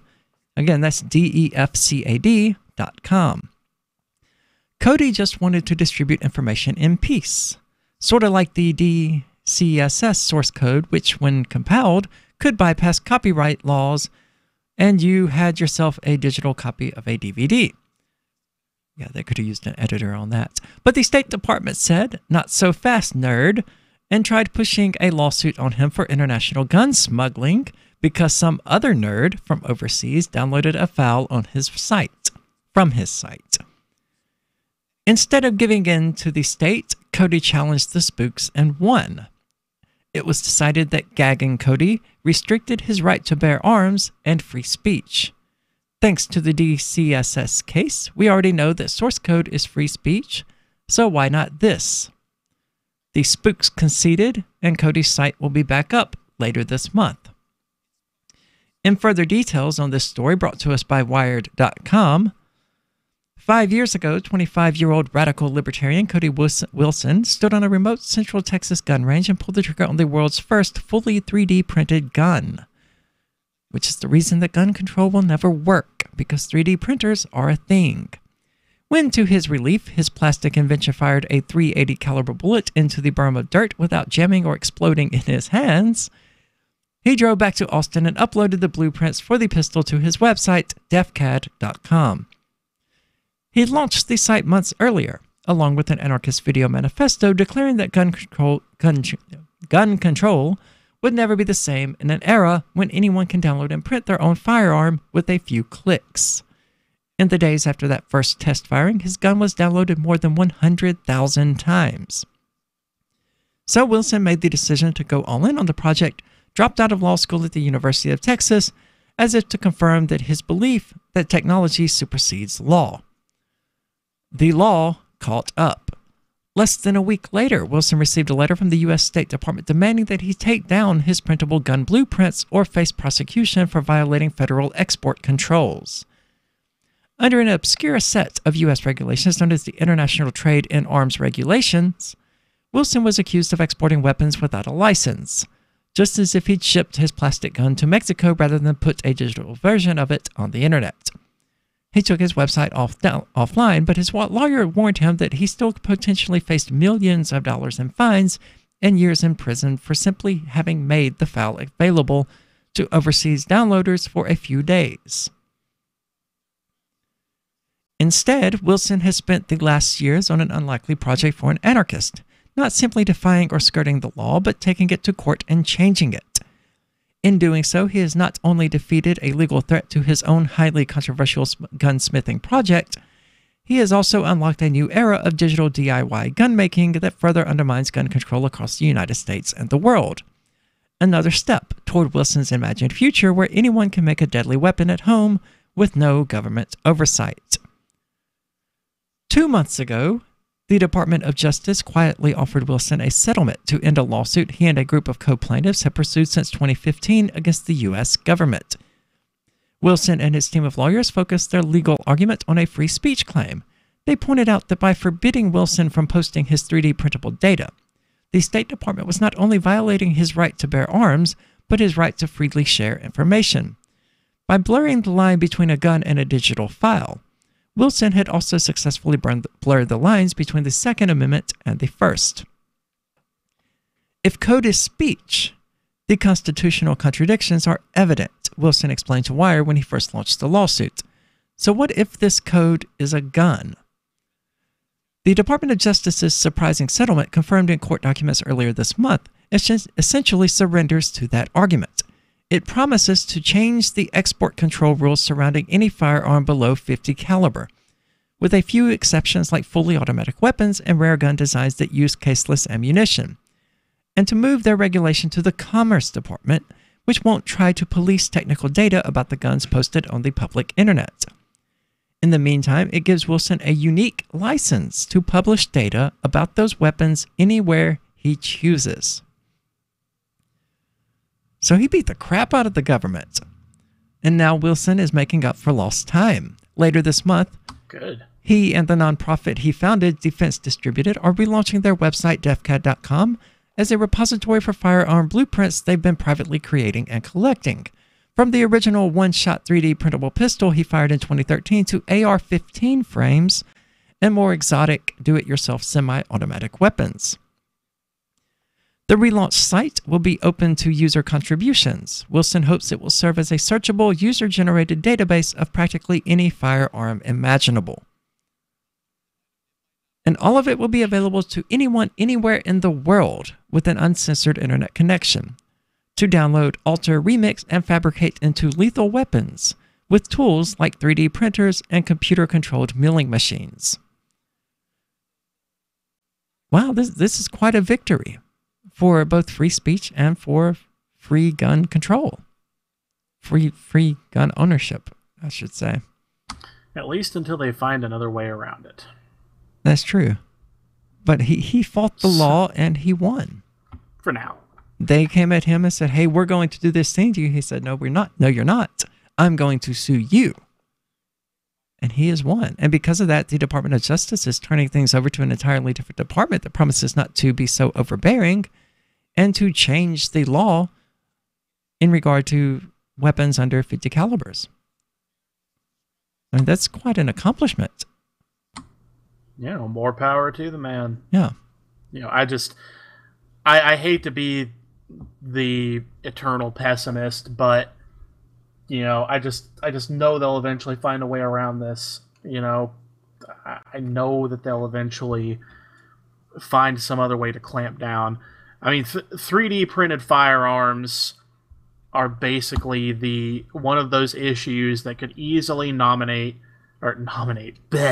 could easily unite Republicans and Democrats together against liberty. And those are always the issues that scare me the most.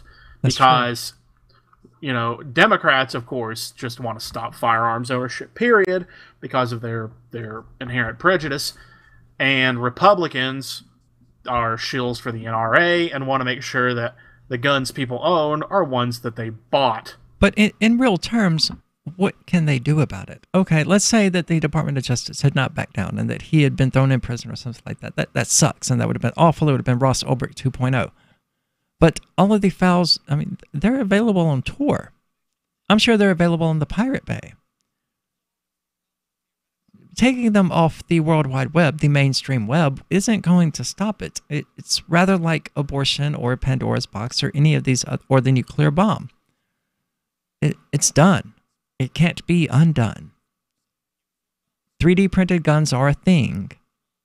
And the government, short of turning the entire planet into a prison, because now they have to stop 3D printers. They have to control the usage of 3D printers. And the materials, the plastic that they use to print. And those are impossible tasks. It's too easy to acquire the files, and it's too easy to acquire the plastic that you need in order to 3D print the gun. So gun control, I mean, it's officially a red herring. It can't be done. Even in England, where they are on an island that carefully controls what enters its borders, you can 3D print a gun.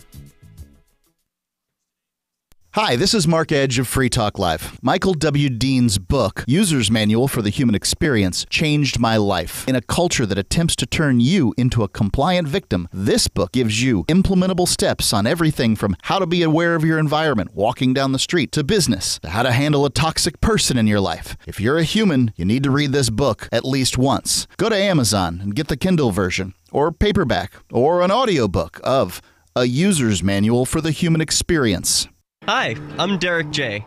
I don't want a politician to represent me. To me, government is the idea that one group of people can coerce everyone to comply with an edict or face increasing punishments up to and including death. Despite perhaps the most noble of intentions, the best government services are a far cry from what could be provided for by voluntary interactions.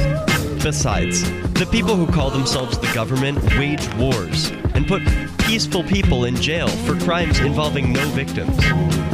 If Starbucks used some of its money to drop bombs, I wouldn't shop there. So why would I support the American empire? The empire does not require my consent.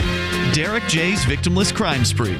Watch it for free and order the Director's Cut DVD at victimlesscrimespree.com.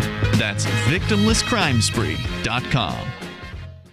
LRN.FM is proud to announce our official listening apps for Android and iOS devices. Now you can easily tune into our streams anywhere, anytime on your smartphone or tablet. Just visit apps.lrn.fm or search for LRN.FM in the Android or Apple app stores. Please download, rate us 5 stars, then share the link on your social media and let your friends and family know how you're listening to LRN.FM. Download it now, free at apps.lrn.fm. Did you know that Free Aid is a mutual aid, educational, and networking organization? At Free Aid, we support volunteers who provide first aid. We do outreach to the public about health and safety, and we bring together medically skilled freedom lovers. Free Aid is made possible by your generous support. Donors can receive great gifts like first aid kits, t-shirts, silver dime cards, and hoodies. The Free Aid Silver Dime Card Project is sponsored in part by Roberts & Roberts Brokerage, Freedom's Phoenix, and Don't Tread on Meme. Visit fr33aid.com. There are lots of ways to listen to Free Talk Live. Our podcast has been around since podcasts began, and now the FTL feed is loaded with content besides our full show archives. Did you know that we make it easy for you to customize your podcast subscriptions? We have different feeds, one that includes only our full shows, one with just the Daily Digest, and one with just the Edgington Post. You decide what you listen to. It's quick and easy to customize your feeds at feeds.freetalklive.com. That's feeds.freetalklive.com. Free Press Publications is an independent, alternative media and publishing company founded in June 2009 with the mission of ensuring a free press for the freedom movement and is committed to spreading the message of peace, freedom, love, and liberty. FPP also gives new authors an avenue for publishing freedom-oriented material. FPP brings you daily news and commentary on the website fpp.cc, as well as a daily 5-minute newscast, FPP Radio News, and weekly news, views, and commentary in the FPP Freedom Minute and Peace, Love, Liberty Radio at fppradio.com, and the monthly newspaper FPP News at news.fpp.cc. Find FPP online at fpp.cc. That's fpp.cc, as in Creative Commons. Do you love Twitter? Make sure you favorite the LRN.FM Twitter account so you can receive our tweets at twitter.lrn.fm. That's twitter.lrn.fm. You are listening to the Call to Freedom on LRN.FM. आप सुन रहे हैं स्वतंत्रता की पुकार सिर्फ और सिर्फ LRN.FM पे।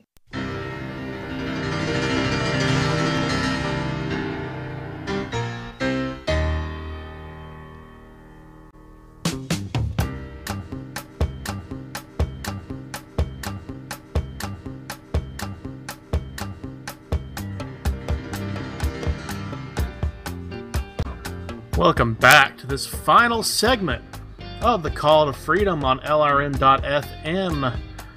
Your hosts Tom Gray and Arya DiMezzo. Just sick of calling us co-hosts since we're the ones doing all the work around here. While Will is off doing whatever lollygaggery he feels like doing at this point in Florida. Well, he is. He's actually in New York right by now, isn't he? Or he's further north than that. Yeah, and he has not mentioned being robbed or anything like that, so maybe it was a good trip. Maybe that's because they stole all his communication devices. So one would hope not. In Will's honor, quote unquote, we have our cannabis news. And coming from Leafly, red states are embracing cannabis legalization and expanding access. Last month's vote in Oklahoma to legalize medical marijuana caught a lot of people by surprise. Of course, we talked yesterday about how one of those groups of people that was caught by surprise was apparently the medical board, which proceeded to then try to ban it. Anyway, who knew that such a deeply red state would embrace cannabis in a 57% landslide? Why did they keep calling it a landslide? For a referendum? I mean, that's pretty strong. Pretty strong showing for marijuana there. But it was no fluke. Yesterday, we got 2 more indications that legalization has passed some sort of tipping point in historically law and order states. In North Dakota... By that, they mean arrest the brown people states? Yep, exactly. Unfortunately, that's pretty accurate. Anyway, in North Dakota... leaders of the North Dakota Marijuana Legalization Initiative delivered more than 18,000 signatures to the Secretary of State's office in Bismarck. If state officials verify at least 13,482 of those autographs, and barring a legal challenge, voters will decide in November whether to legalize cannabis for adults 21 and older. Surprised? Don't be.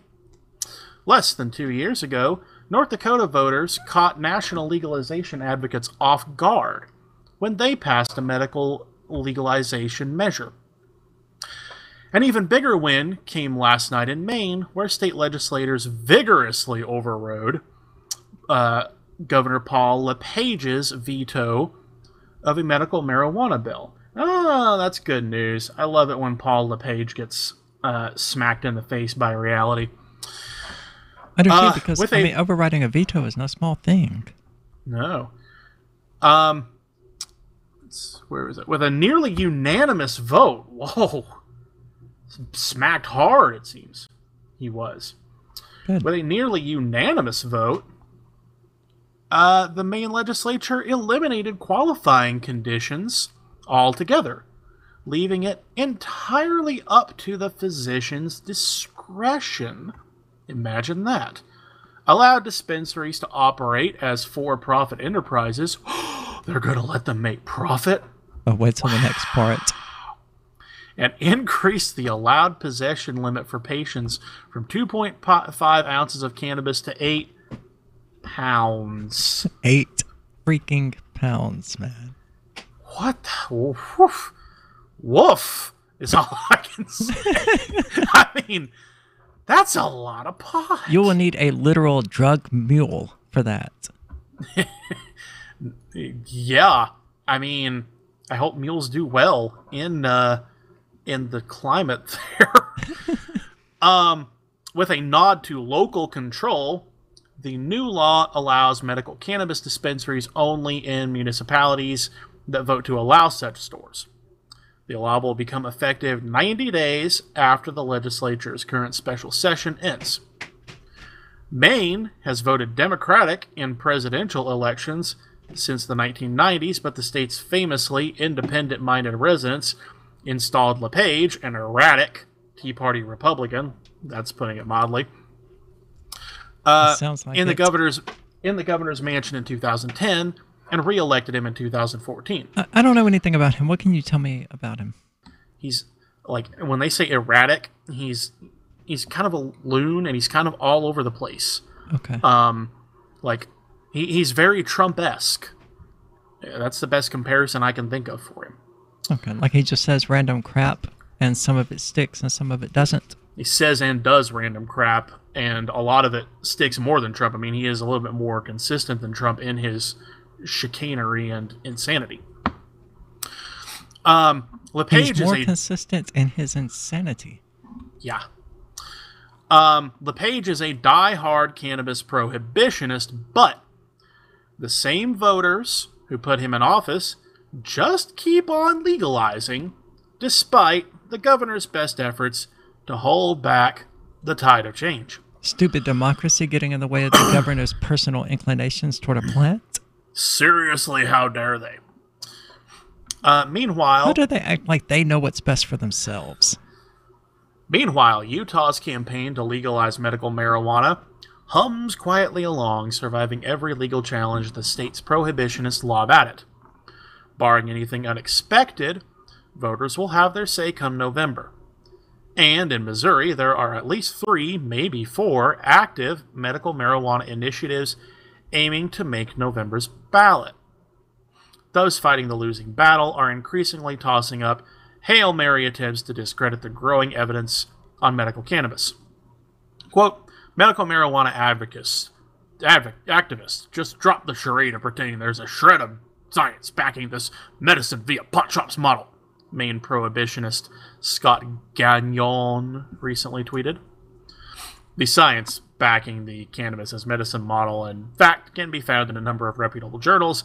They include the New England Journal of Medicine, the Lancet reports by the Lancet reports by the World Health Organization, the Proceedings of the National Academy of Sciences, and papers published by the London School of Economics. You know, at this point, the prohibitionists kind of remind me of creationists, saying, just drop this pretending like there is a shred of scientific evidence backing evolution. Yeah. As a creationist, I'm like, how do I respond to that? I guess I don't. Well, I'm referring to a specific subset of creationists. You know, people who are douchebags about it. Yeah. Yeah. I try not to be. The state even so, there is nothing in creationism that specifically excludes evolution. I mean, the two are not necessarily mutually exclusive. That is truth. The steady march toward legalization by red states, and in particular by citizen voters, is yet another sign that the partisan divide on cannabis is disappearing. While Republican voters might side with legalization for slightly different reasons than their Democratic neighbors, the gap between them is closing. Rather than cling to drug war-era propaganda, elected officials would do well to respond to their constituents' evolving views. And that's what concerns me about this whole legalization of pot thing, is that the drug war is not limited to just pot. There are people in prison right now for all sorts of drug-related offenses, none of which are going to be undone by the legalization of pot. We're still going to be throwing people in prison for psilocybin cubensis, for MDMA, for LSD, for a growing list of drugs that society has just arbitrarily chosen as unacceptable. And all of that is going to get swept under the rug, and we're going to lose some of our strongest allies in the fights against the drug war because so much of the population is getting the thing that they wanted. Which is just the legal marijuana. Right. So, the drug war is going to become perpetual now because the big one, the obvious face of the drug war and the hardships and the wrongs wrought by it are going to be undone, but all of the rest of it is still there. They've been calling it the war on marijuana in a couple of places, in full disregard of the fact that, it extends far beyond marijuana. Well, this has been The Call to Freedom. Arya DeMezzo and Tom Gray broadcasting live as usual. And we will be back tomorrow for more frivolity, more bad jokes, more discussions about Trump's flaccid Richard. But stay tuned, don't go anywhere, because Free Talk Live is coming up next.